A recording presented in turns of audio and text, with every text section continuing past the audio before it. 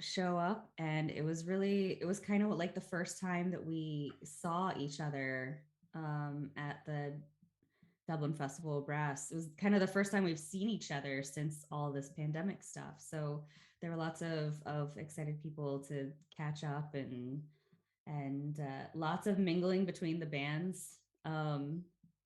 In the hallway, the hallways got clogged a bunch because everyone was like, "Oh my gosh, I haven't seen you in how long?"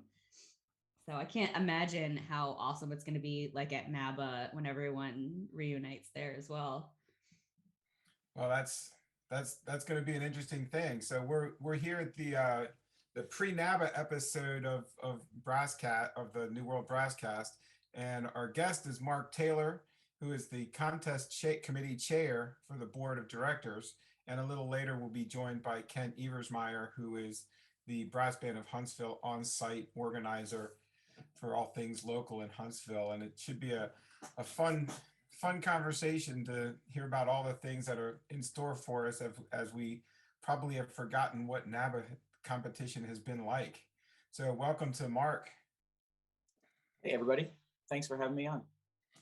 Absolutely. So we probably should start off with everybody should know now the contest is going to be in Huntsville, Alabama, and it's a new location. We've been in Fort Wayne pre-pandemic, and we'll be in Huntsville post-pandemic. We've missed two competitions. The timing of that has not been great. So, April has always hit the worst in terms of the competitions. I think the world or the European Championships were in the same situation. They missed the same two that we have, and I think their competition is the same weekend as ours in Birmingham. But we've got, I think the most exciting thing that's coming out of this this competition is the commission for the championship section, the Paul Lovett Cooper piece. So want to get Mark's opinions about that, because he's one of the few people who have played it.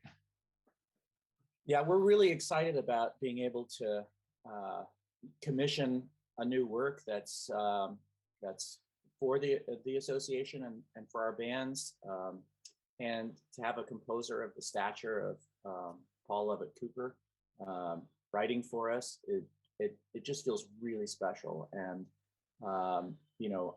I remember receiving the score for the first time and getting a look at it. And there's something, a lot of our brass band repertoire, the contest music is, extensively recorded, and so many pieces have achieved iconic status. You can go online and listen to different bands interpreting them, and you get really familiar with them. But being able to approach a piece just completely cold, just staring at the page, looking at the notes, trying to put it together in your head, and all of our players are doing the same thing. It's been a really, really cool challenge, and what an amazing piece. It has a little bit of everything that you would want in great brass band repertoire. It's full of incredible levels of technical challenge, but there's really some beautiful tender moments in the piece as well. Great moments for soloists to shine, and it just has a tremendous energy about it from right from the get-go, and I guess that's what we've come to love about Paul Lovett Cooper's music, but it feels like this piece even ramps it up to an extra level of excitement, Yeah. So it's been really fun to work on this piece and put it together and share ideas with the musicians. I mean, for me as a conductor, that's been one of the most gratifying parts about this process is getting, obviously I'm able to have my thoughts and ideas and share those with the group, but also hearing from the players. Sometimes it'll be sidebar conversations, or we'll talk, between rehearsals, and they'll say, "Hey, I was thinking about this and how this part relates to that other part," or whatever. And that's great. But also you just hear it coming out in their playing too. Someone will express an idea, and it causes something to snap in your brain and go, oh, that connects in a new and a different way to some other part of the piece. It's been really great, and I can't wait to hear what all of the other bands in our section, championship section, are going to bring to the performance. It's going to be a tremendous thing, and what a great way to celebrate all of us getting back together, like you were talking about at Dublin, Amy. And we just recently went to St. Louis for the Gateway Festival. Same thing there. You know, we saw people we haven't seen in 3 years. So it's really great, and I'm really excited that we get to premiere this piece at such a wonderful time of regathering and reconnecting. It also seems kind of interesting that the title of the work, "And from the Darkness," while was intended for a different meaning, you know, altogether, but it kind of plays into you're coming out of the pandemic and getting back to it, coming out of the darkness. It's you know, it has the potential to be, you know, fairly entertaining and emotional and interesting, because the bands have got to be ready to burst at the seams to put this thing out on the stage. Yeah, and just to add another layer to that, Tony, we started work on the piece in like the first week of January. So, you know, it's up here, at least in the upper Midwest, it's really dark in January when you leave the house at 4:30 and it's already dark, you know. So this truly has been a journey from the darkness for us into the spring light. Yeah. Yeah. Well, that's going to be probably one of the most exciting things about the contest. So, you know, the contest for the championship section test piece is all Friday evening. So hopefully, you know, a lot of people will go and watch that. And of course, you know, there's probably a good way to watch it would be on the BrassCast live stream, which is this is the second year we've done that. 2019, we also had them over to live stream that. You know, so even if you can't attend the championships live, you can still watch all the music as it happens. That's how. Yeah. Oh, I was just gonna say I loved the experience of having BrassCast there. At the last competition that we did. It just added another layer of, you know, kind of excitement, and it sort of underlines the importance of what this event means for all of the people who are involved in brass banding in our on our continent. I love that we've added that element, and that they're willing and able to lend their expertise in spreading this great music to an even wider audience. You know, Tony, you were talking about the championship section test piece night, Friday night. It's really interesting to me how the energy evolves through a NABBA weekend. You know, we start with the solo and ensemble festival early in the day on Friday, and there's a lot of coming and going and moving around, people going to different rooms and watching their friends perform, and then going over to a different place to catch somebody else. So there's lots of opportunities there to see people that, again, like we were talking about, see people you haven't seen in a long time. But then everybody kind of comes together on that Friday night to watch all the championship section bands. And there's just so much anticipation that goes into those early contest performances. It's such a great moment. And I know everybody's really looking forward to that. But I think that what BrassCast does so well is to capture that excitement with, you know, they've got the camera angles, they've got the interviews, and I know they're planning a lot of special things for this year's broadcast. And so even if you're not there, you're going to feel that energy and that excitement, you know, coming through the screen, if you will, for the event. I love that we have this additional way for people to experience this great contest.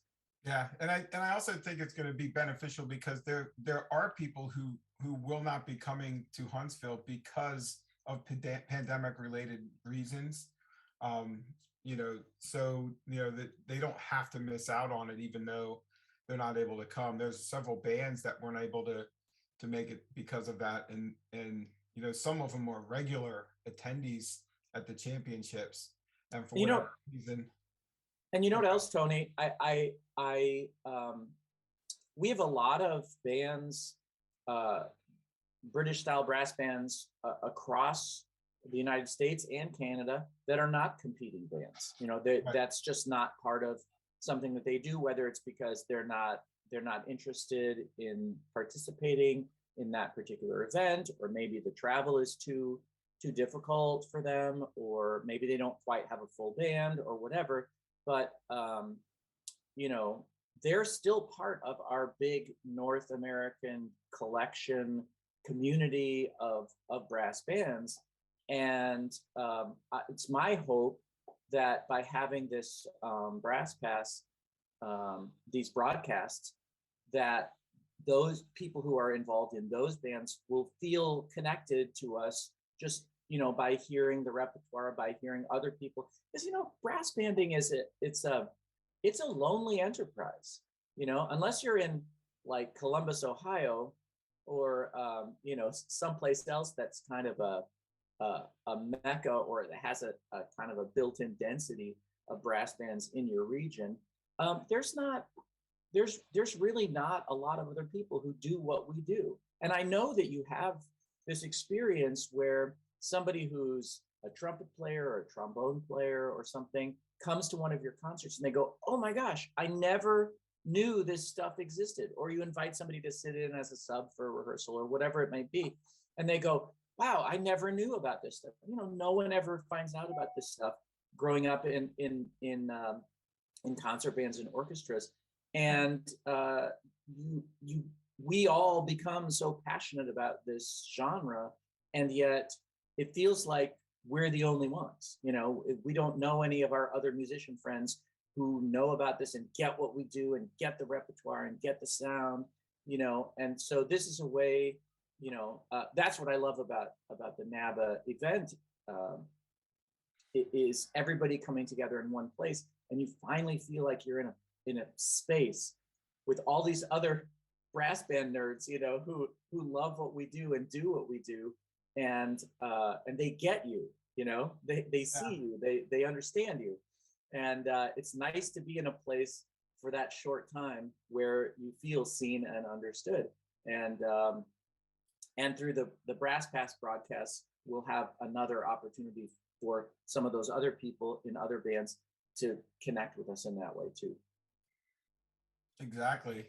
Yeah. And also, one of the interesting things that we have, as opposed to what they have in Europe, is we have a geography problem in the United States and Canada. Everything is so far apart, that it's literally impossible for all the bands that want to compete in a contest to go to just the one contest that we have as an annual championships.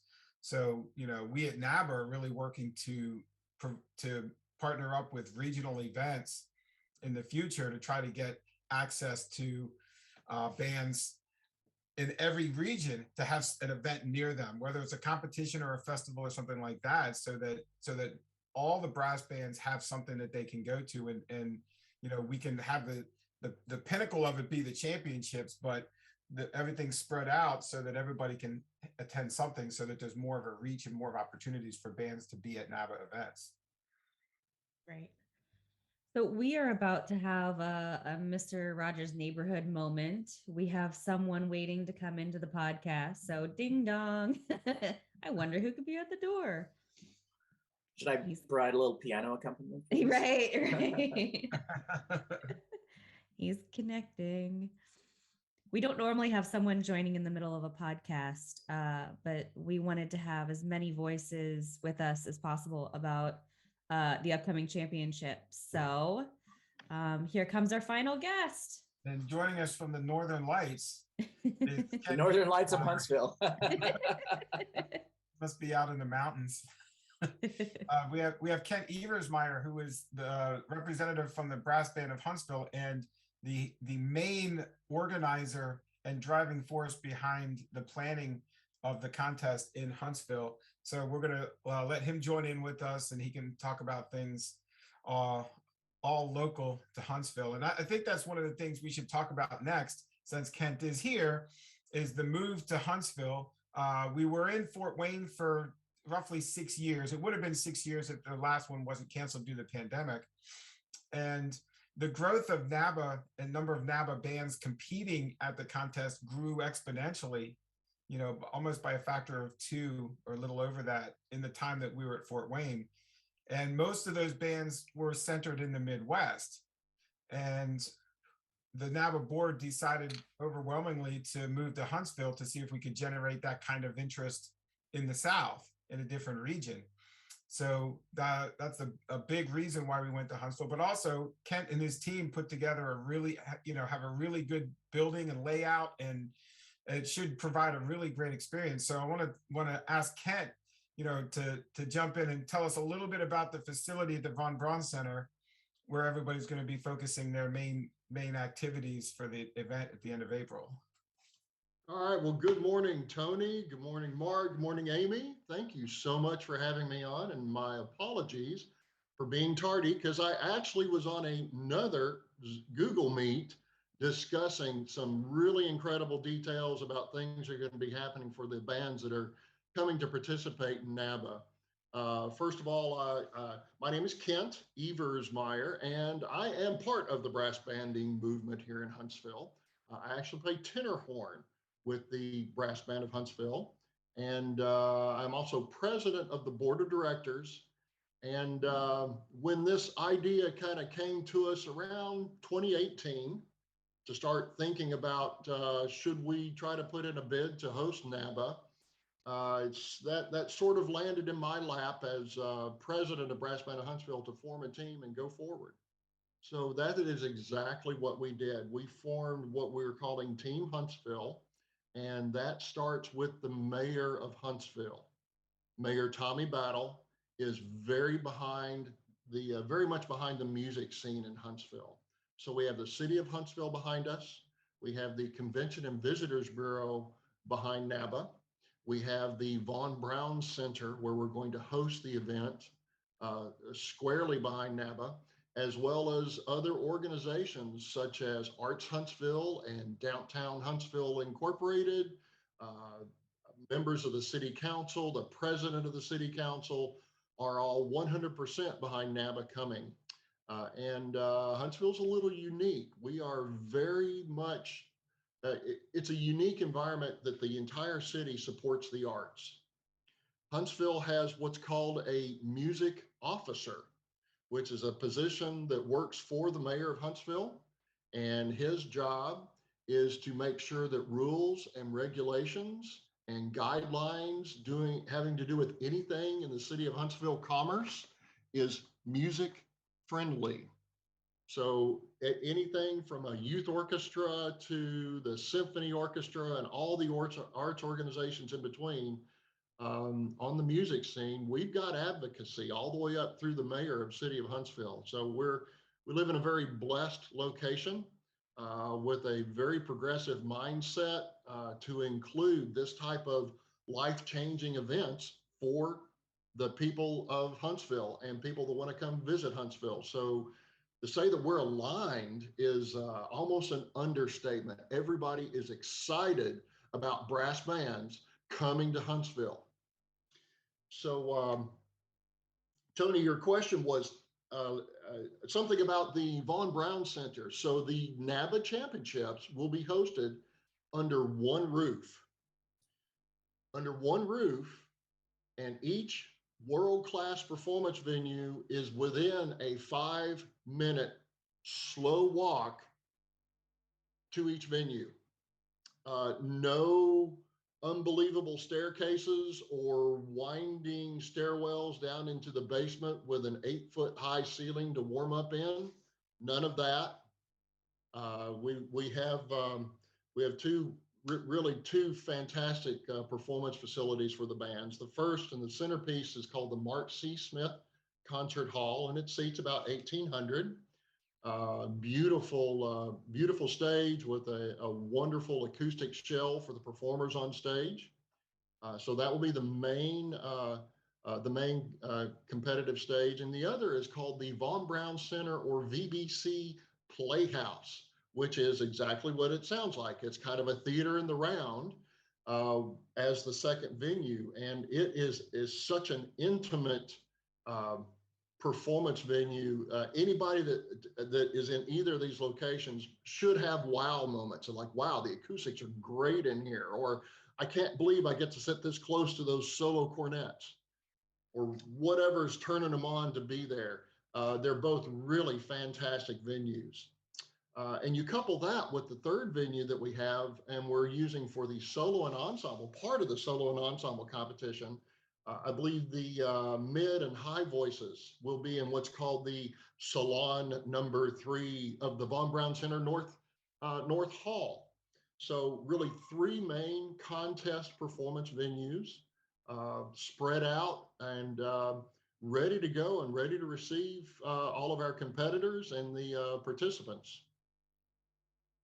Yeah, I think it's interesting to mention the difference between the two band performance halls. The concert hall is a standard, very large, orchestral symphony hall. The stage is far away from you, but the acoustics in there are spectacular. The Playhouse is the interesting one because it doesn't look like the acoustics would be good in there, but the acoustics are very good in there. It looks like it's a black box theater, but it is small. I think, what is it, 350 seats or 400 seats, something like that. So it has a different sound to it, but it's very clear. You can hear the bands really well. When you're on the stage, the bands feel like they're playing in a large concert hall, and the audience is going to be right on top of them. So it is going to be a very, very different, intimate type of experience in that room, which is going to be pretty cool. The sound is still really, really good, even though the hall is small. It's gonna be really nice to hear bands in there.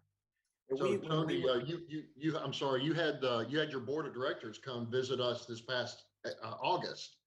Yes. And so we did a brass band of Huntsville kind of did a sound check for your board, just to kind of remind you of what happened there. We played 3 tunes. We played a hymn tune, and then we played Danny Elfman's theme from Batman. Kind of covers the gamut in dynamics and sound volume presence in that hall, and then plus a march.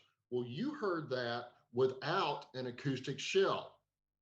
Since August, Brass Band of Huntsville and our team, we have found an acoustic shell to put in that playhouse. So even what you experienced in August is going to be up another quantum level of intimacy with the audience, and how awesome it's going to sound to the performers on stage. Yeah. Mark, you wanted to jump in? I was just going to mention that when we were down there for our annual board of directors meeting, we did get to hear the Huntsville Brass Band Huntsville perform in that space, and it really was quite astounding. Just as Tony described, you walk in there and you kind of wonder what the acoustics can be like. It's very positive, yeah, and I'm really excited to hear what the bands will sound like with a shell behind it. That's going to be terrific. Yeah, and go ahead, Amy. Sorry, go ahead. What was your? I'm poking in here as a performer. I always find that the biggest variable seems to be the sound of percussion and how it reacts in the hall. I would love to hear your thoughts on that, because in some halls, like, you can't hear percussion right up front, but you can hear it throw all the way to the back, and some percussion seems to overpower, and some you're like, do you have percussion? So I'd love to hear your thoughts on percussion in that space, since I don't have experience there.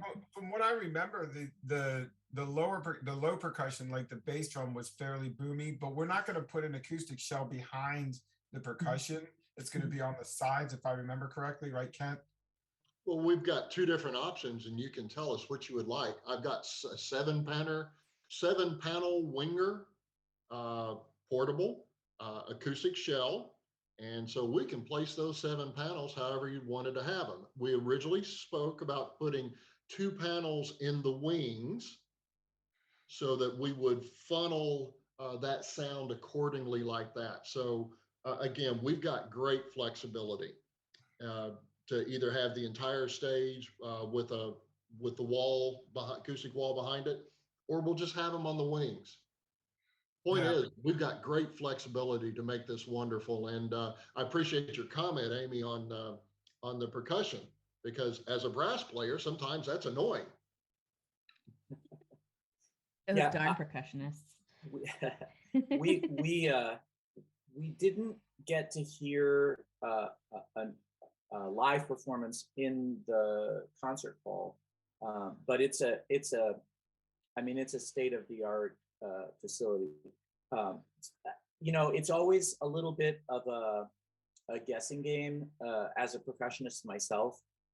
Whenever you walk onto the contest stage, the first variable is what are the actual instruments that you're going to be playing, because I mean, it'd be like if somebody handed you a new euphonium and said, "Here, play a competition on this. Okay, ready, go." And you know, every set of timpani has its own quirks and foibles, and you know, every vibraphone, you know, pings a little bit differently, and chimes are always a guess, and tam, oh my goodness, you know. But the great thing is that the folks in Huntsville have sourced some really fantastic percussion equipment for us to use this year. It isn't going to change the fact that all the percussionists at the contest will still be walking on stage for the first time and seeing these instruments and playing them, you know, live in a contest setting. But we know the equipment's going to be really, really first rate.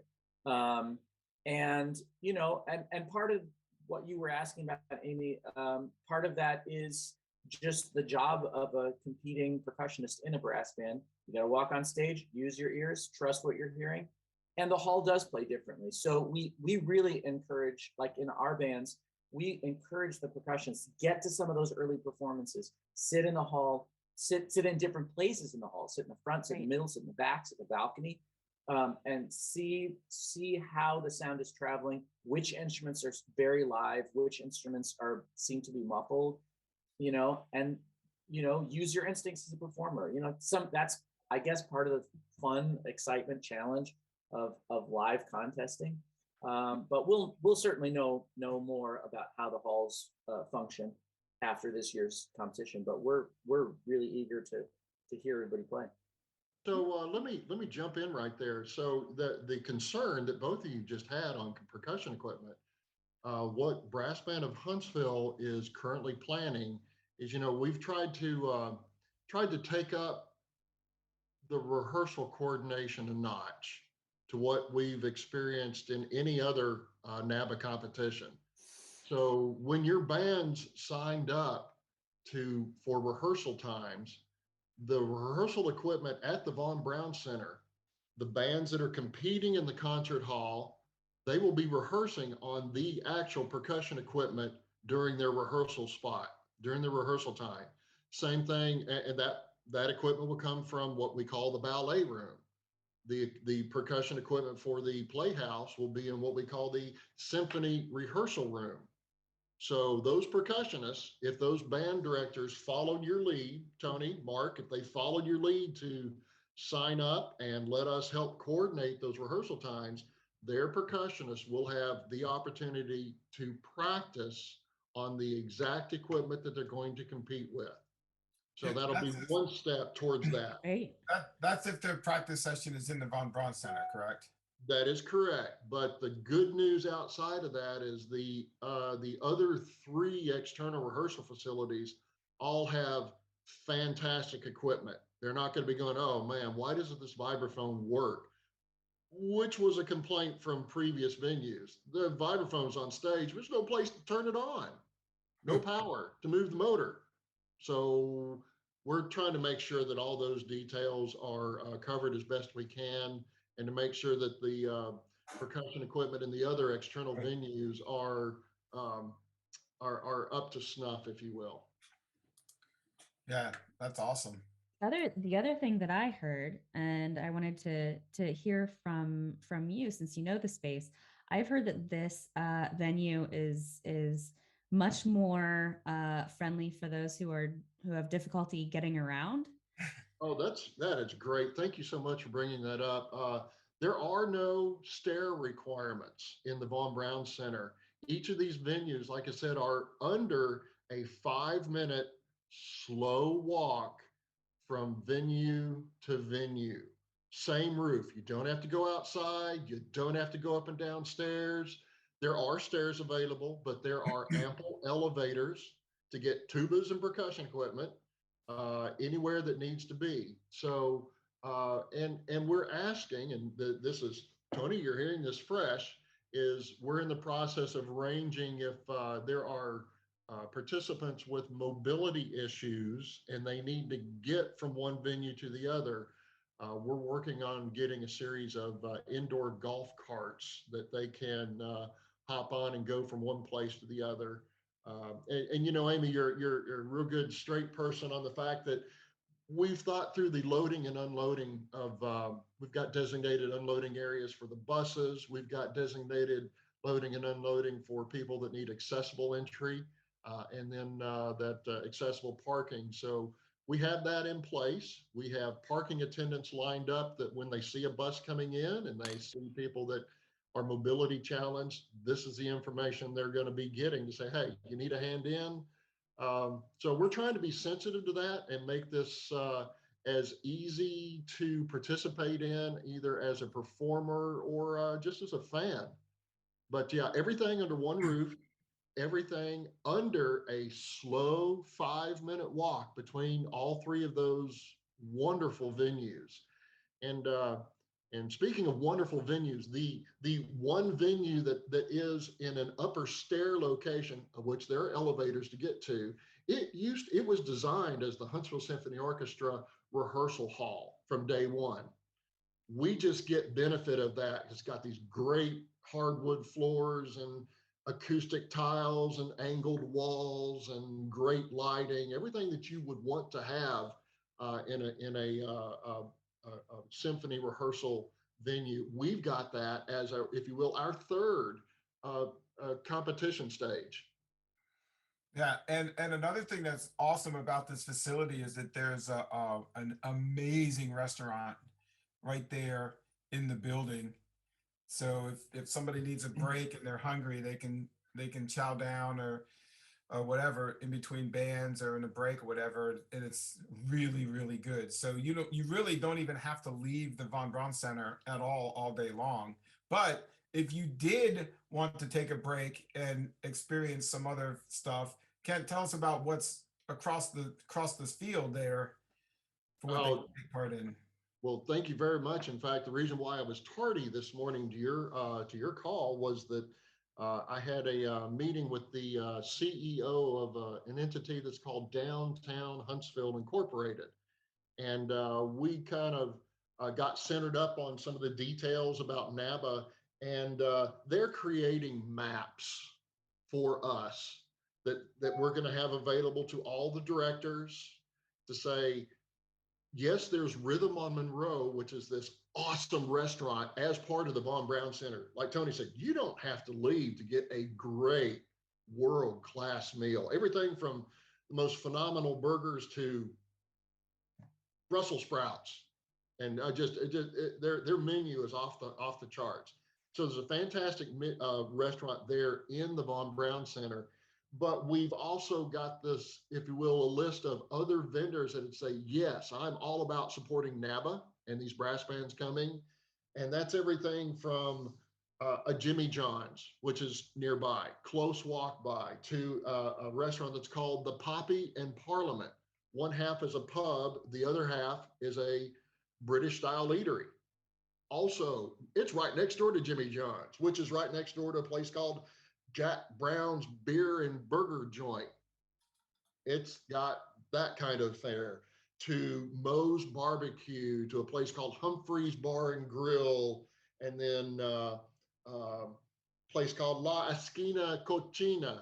It's a really cool Mexican eatery, all within easy walking distance from the Braun Center. But as host, we're in the process of making all of that information readily available to participants and fans. So lots of good places to eat. And speaking of eating, beveraging goes along really well with that eating. We have what's called the Huntsville Craft Beer Trail, and we have what's called the Huntsville Craft Cocktail Trail. Each of those, again, are within easy walking distance of the Braun Center. And Uber and Lyft are very rampant down there, and there's actually a trolley system that runs. So if it's a beautiful day, which we've ordered beautiful weather for the weekend, by the way, we've already ordered that. It's funny because as the only non-drinker in NABBA, I'm wondering how, with all these great bands performing, how anybody's going to have time to drink anything. I know, it's amazing. Apparently, where there's a will, there's a way. You know, I'm sure they'll find some time. I'm sure they will. So we're trying to get all of these. We're trying to facilitate a great experience for every participant in Huntsville. We want them to walk away and go, wow, why have I never been to Huntsville before? Because we're very much in love with the city. We're very blessed to have this kind of art scene. And from the very top, from Mayor Tommy Battle, having that kind of support for music and especially brass banding here in Huntsville. Brass Band of Huntsville, we used to call ourselves the only brass band in the state of Alabama. We've helped 2 other brass bands get started now here in the state of Alabama, one of which will be coming to compete. So we're very excited about that. And that fits very well within our mission to kind of spread the brass band love. We love doing it. We love playing for audiences. And this just fits into everything we enjoy doing. The Brass Band of Huntsville has been working very carefully to work on providing a great experience for all the bands that come. But the board of directors has also, especially the contest committee, has been working on the experience for the user as well. And one of the things you can't ignore at a brass band competition, is the fact that it's adjudicated. And one of the big topics for us on the contest committee is how to improve and make the adjudication part of this as high a priority as we can. And I want Mark to go through a little bit about what we've done in terms of making the adjudication the first-rate system that we can possibly have for this. Well, we're really fortunate on the NABBA board of directors to have people who are really passionate about, first of all, our genre, our activity, but also making our big annual event as meaningful and as useful to the members and the member bands as we possibly can. And we have people representing a huge diversity of experience and knowledge base. One of our members on the contest committee is Dr. John Bell, who was recently retired from Southern Illinois University, Edwardsville, and is the director of the St. Louis Brass Band. John is a career expert in the field of music adjudication and the research that has gone into the science and, to a certain extent, the sort of alchemy of music adjudication. And, you know, it's really interesting because we obviously take we inhabit this set of traditions that we get from Europe, from the UK, from the European bands, and we sort of look to them as some place that we'd like to be a little further down the road as our bands grow and evolve, and that's kind of goals for us. here in North America. But the reality is there's no place on the planet that knows more, that has invested more intellectual capital into understanding what goes into adjudicating and assessing a musical performance than here, especially here in the United States. Now, you can certainly make the philosophical argument that, you know, we've maybe gone too far in that realm.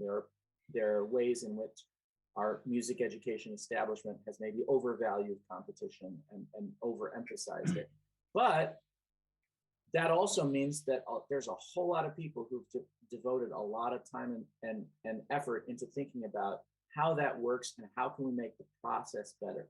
So John has really helped us to gather information about what goes into really developing a high quality adjudication system.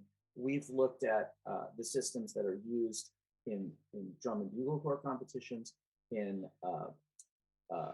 Music for All, or what used to be called Bands of America, and lots of state adjudication systems, states like Texas and Florida and other places. So we've tried to gather what we know from those resources and developed a new model for adjudication within the NABBA organization. And along with that, we've also tried to recruit some new people to serve as judges. We're not wanting to throw out the baby with the bathwater, and we want to make sure that we preserve the traditions and the voices of people who are really, you know, experienced in brass band adjudication. But at the same time, we also recognize that there are people who are excellent adjudicators that really have incredibly finely tuned ears and sensibilities about musical performance. And if we can get them, you know, a little bit of training and education about brass bands and brass band sounds and brass band repertoire and brass band traditions, and lend their adjudication expertise to our activity, that's going to make us really a stronger, have a stronger event for everybody.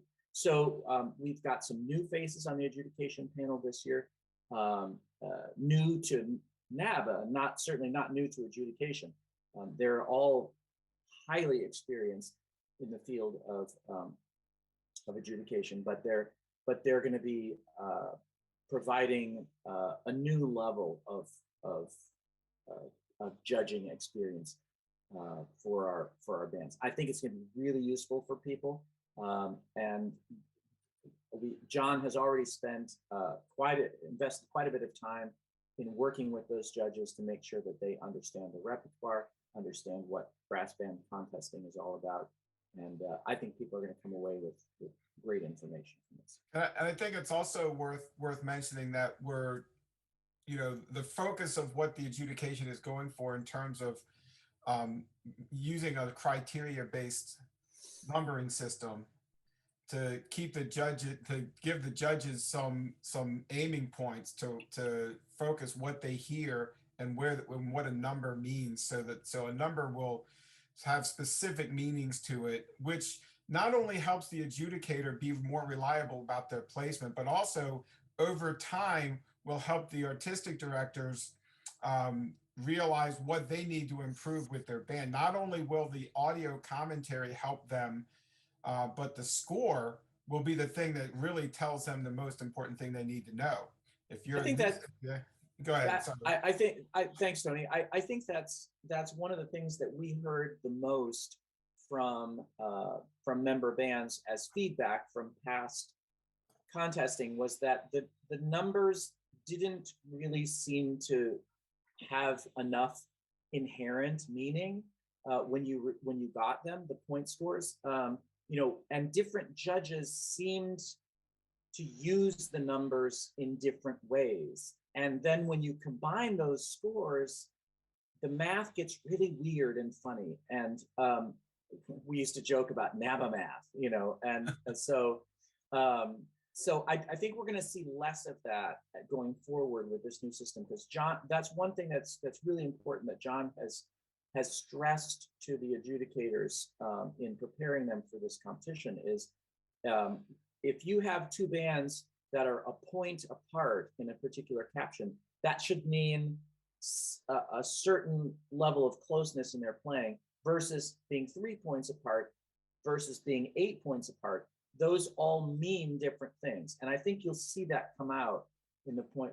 We're expecting to see those differences come out in the point totals this year. Yeah, and almost all of the judges that were within a reasonable travel distance from the two regionals that we had have already done a trial run at Dublin and at Gateway, so that they've used the sheets, they've used the software, the competition suite, so that by the time we get to the championships, they've all been through the process and are going to be a little bit more instinctive about what they have to do, so that it's not the first time and they're trying to figure things out. They've already been through it, so they're going to be very well orientated and prepared to do their job at the highest level. We've also set up the schedule with the adjudicators in mind as well, to make sure that the timings of everything is set so that they can do their best work when they need to do their best work. It's a tough job to listen to 40 straight minutes of music and then do it 6 times in a row. So it's a monumental task, and we're doing a lot to make sure that the most important part of this competition is the competition, and that part is going to be handled with the highest reliability possible.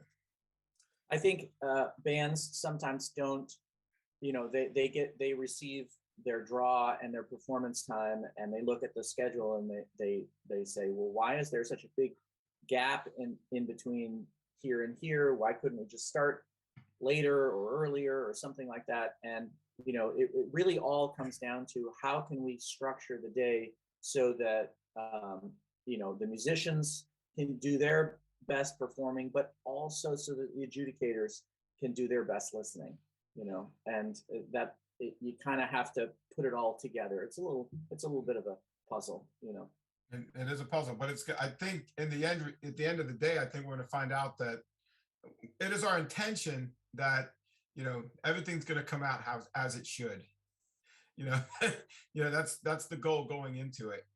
So, and we also, I don't want to let this go by without making a special mention of the fact that we do have a percussion clinic going on this year as well. In the past, NABBA has tried to do some different, outreach meetings and workshops and things like that. And we, over time, we're going to try to work some of these in the future. But right now, it's just, we're just trying to survive. Like it's everybody that's planning this NABBA is new to planning the competition.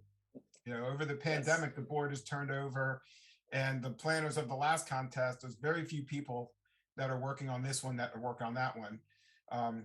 So we're not reinventing the wheel, but we're learning a lot, and we wanted to not, bite off more than we can chew. But we did make sure we have a percussion clinic, because we do know that the percussionists need to have something there for them to do. So there will be a percussion clinic by Tracy Wiggins, who is the percussion ensemble judge. And we have a fantastic slate of solo and ensemble judges as well. And Mark can talk a little bit about those as well. Well, we're committed to providing a great contest experience for everybody, no matter how they're interacting with NABBA. If they're bringing their full band, we have a number of groups that are coming this year where, for whatever reason, their full band was not able to travel, and so, but they are bringing a small ensemble or a 10-piece group, and we think that's terrific. And every year the quality of the solo performances is just astounding. When you just hear person after person come through the room, and you're just blown away by all of these incredible performances. And we just want to make sure that we have really expert adjudicators, evaluating those performances as well. So we've invested a lot in identifying key people for each instrument family, high brass, low brass, percussion, so that all those folks are really going to have a great experience. Yeah, and all the relevant information for the contest is always going to be on the NABBA website, nabba.org. Go to the championship page there. And I think the last thing that's probably the newest thing that we're dealing with this contest is the membership roster and the membership database, which is requiring all members to be individual members of NABBA signed up through the database. So we've really changed how we're tracking and keeping our members information in line. And so talk about the purpose for that and why that needed to be done, Mark. Well, we for a while felt like we didn't have a direct line of connection with all of our individual members. We were communicating and interacting with brass band individuals, if you will, primarily through their relationships with their bands. And we wanted everybody who comes to NABBA, everybody who's part of a NABBA band, everybody who's part of a British style brass band anywhere in North America to feel like they could have a relationship with us. So we kind of wanted to separate the idea of membership in the organization from just coming to the annual competition. And now we feel like we're starting to be able to, with building the membership database back up again, kind of from ground zero. We basically had to rebuild it from the ground up. But now we're going to have a roster of individual people that we can stay in touch with, we can stay in communication with. We've relaunched the Brass Band Bridge, which is a terrific publication. Andrew Wainwright is working on editing those for us and is doing a tremendous job. And we want people to feel like NABBA is more than just an annual contesting organization. We're more than that. We're here to support all brass band musicians, all brass bands, wherever they may be, whether they come to the contest or not.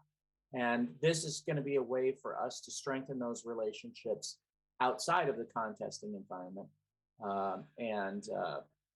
But that means that we're putting in a new emphasis this year on making sure that everybody who is coming to the competition is registered as an individual NABBA member. So we're actually going through the process right now of just confirming everybody's performer roster, making sure that everybody's got an active membership. And if not, we're happy to help them get linked up with the organization in that way. But it's important. It's important that we know who our people are and how we can reach them, because we want to know, we want to hear from them. We want them to provide us feedback. We want them to be in touch with us. We want them to tell us how we can be a better organization to serve their bands, to serve their musicianship better, and what we can be doing to support the growth of brass banding here in North America. Yeah, that's great. So usually when we get to wrapping up an episode, Aaron usually comes up with a question, a wacky question. So since Aaron's not here, I'm going to come up with a question, and everyone has to answer. Okay. but the question is what are you looking forward to the most at the NABBA Championships at the end of April? We'll start with Amy on this one. I am looking forward to seeing Atlantic Brass Band members again. For those of you who don't regularly listen to the podcast or don't know me personally, we moved at the beginning of the pandemic, which I do not recommend doing that. 0 out of 10, do not recommend. So we are in Columbus now, and I'm playing with Dublin. But I think that part of the championships from here on out is going to be kind of catching up with those people who I considered family members in Atlantic, and hanging out with my new Dublin brass band family. So yeah, I'm looking forward to getting to better, getting to know my new brass band a little bit better, because when you spend a weekend together, that's when you start to really, you start to make memories with your new friends and stuff. So I joke that I'm like, I feel like a newbie until we've gone on like a tour or like gone somewhere and done something together, and then all that newbiness kind of goes away. So that combination of seeing my old friends, getting to know my new friends, and just getting to see everyone. I haven't seen so many people for so long. Um, it's really going to be great to see so many people that I haven't seen, because the NABBA Championships are kind of like a yearly reunion with so many people. And this is the one time of the year that we see each other. So I'm looking forward to seeing those people that I've missed over the past 2 years. That's really important. I think a lot of people are going to think of the same thing. Kent, what about you? What are you looking forward to the most at the championships?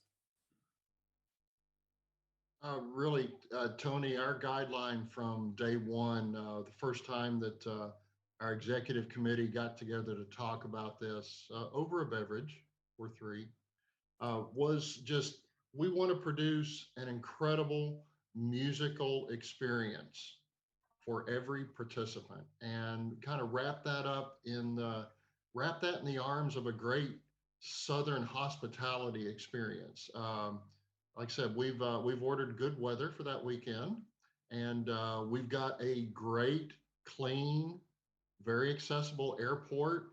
We're trying to work out any frustration points with directors. So any complaint you've ever heard from previous championships, oh my gosh, the signage wasn't good, we didn't know where to park, where do we go eat? We're trying to facilitate that information to get it out to our participants so that we can literally produce a great musical experience for participants and fans. And we want everyone to enjoy the Southern hospitality of being here in Huntsville. That is, I'm going to read a lot of body language and be listening throughout the hallways. But I am there again, Amy. You're spot on. There's people I've not seen since 2019, and I can't wait for the plethora of hugs I get to give and get, and talking smack with fellow tenor horn players throughout the country. Come on, I mean, tell me about that third valve slide. How are you handling that? That's just there's just so many special moments that are going to happen, and we're very proud of the plans we've put in place to try to really make that happen. And so, as part of that, our goal of making that happen, as you get ideas and your listeners get ideas, we want to hear them. How do we make this better? You know, we are wide open. There is no bad feedback. We cherish that feedback, and I'm very much looking forward to the experience and getting that information back in. So it's going to be a fantastic 2022 championship. But let me tell you, if we're going to do this well in 2022, just wait for 2023. It's going to be even better. So just the seeing this all come together, the amount of sweat equity that I've seen across your team and that I know has been happening across our team, it's a very special experience, and I can't wait. It's 3 weeks from this weekend, y'all. That's getting close. Yeah, I got a few things I still need to practice. Mark, how about you? What are you looking forward to most? Well, so I don't know how many of your listeners know this, but I'm the music director of Milwaukee Festival Brass. That's my main connection to brass banding.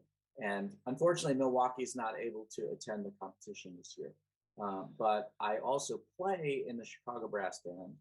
I'm a percussionist, and our music director is taking a year of sabbatical this year. So the band asked me to conduct them in the championship section, which has just been an amazing ride, incredibly challenging, but also an amazing. We have such great players, and it's been just a dream to work with them.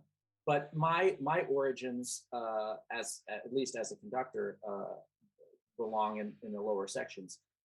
That's where my band has historically competed, in the third and the second sections. I always am blown away by, especially the last, I would say, 10 years, how much growth has come out of those sections. The third section and the second section bands are light years ahead of where they were when I first started coming to NABBA in 2003.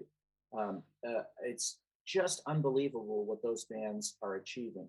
And that is the future of brass banding in North America. As much as we like to hold up our championship section bands and kind of fanboy and fangirl about all their performances and stuff, it's really those lower section bands that are going to drive the organization to new heights of musical excellence.